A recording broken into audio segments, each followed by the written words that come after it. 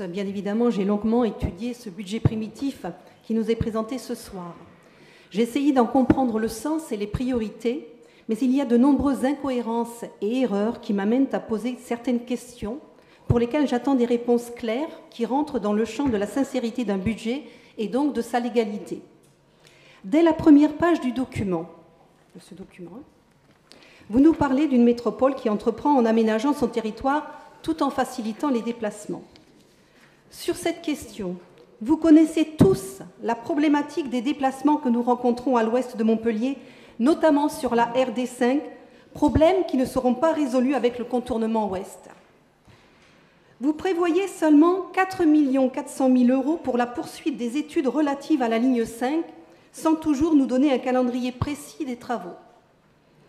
Sur ce sujet, je vous ai fait des propositions qui seraient bien évidemment provisoires, mais qui pourraient améliorer le trafic routier sur cette RD5. Qu'avez-vous décidé? Je constate que ces 4 400 000 € ne représentent que 1/5 de l'investissement consacré au transport et seulement 1,6% des dépenses réelles d'investissement consolidé.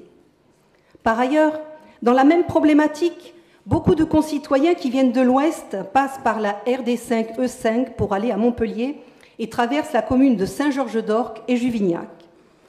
Cette voie est déjà très saturée, alors même que les ZAC de l'Ouest n'ont pas encore accueilli tous leurs habitants. Je n'ai rien trouvé dans ce budget qui puisse résoudre ce gros problème. La colère monte.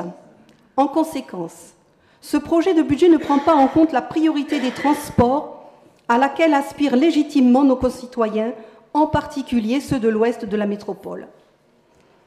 Par ailleurs, je rappelle que le versement transport que perçoit la métropole est au taux maximum. Dès lors, les contributeurs sont légitimement en droit d'attendre des solutions efficaces, ce qui n'est pas du tout le cas pour l'Ouest. En outre, nos concitoyens